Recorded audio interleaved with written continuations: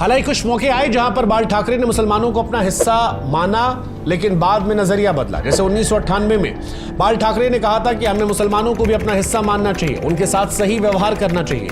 लेकिन 2008 में मुस्लिम आतंकवाद के खिलाफ हिंदुओं को हथियार उठाने के लिए उकसाया, मुसलमानों पर हमले के लिए उकसाने का भी उन पर आरोप लगा। 1993 के मुंबई दंगों के दौरान बाल ठाकरे ने अपने अखबार में जो लेख लिखे, माना जाता है कि इन लेख ने लोगों को उकसाया। उन्होंने कहा कि अगर मेरी गिरफ्तारी हुई तो पूरा देश मेरे समर्थन में खड़ा उठेगा।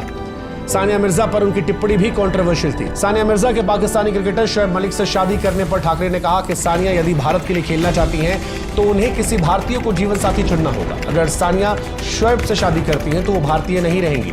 सानिया अपने खेल की वजह से नहीं बल्कि तंग कपड़ों और प्रेम प्रसंगों के चलते मशहूर है। बाल ठाकरे का एक और बयान जो हिटलर और यहूदियों से जोड़कर आया था, वो बयान जिसको आप ढूंढना शुरू करेंगे तो रिकॉर्ड में कहीं वो बयान उनके बोलते हुए नहीं मिलता, लेकिन अखबारों में कई जगह लेख लिखे हुए मिलता है। और वो बयान इतना ज्यादा विवादास्पद था कि उनके समर्थक भी असहज हो गए। ये बयान था कि मुसलमानों का भी वही हाल होना चाहिए जो यहूदियों का हुआ था। अब सवाल ये है कि मुसलमानों से क्या बाल ठाकरे को नफरत थी, और नफरत अगर थी तो क्या वो रणनीति थी, समय की मांग थी? ये सवाल बड़ा महत्वपूर्ण है। मंशा क्या थी?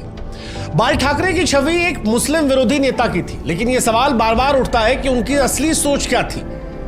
और इसका जवाब आसान नहीं है, क्योंकि इसकी जड़ें उस दौर के समाज, राजनीति और उनके निजी अनुभवों में छिपी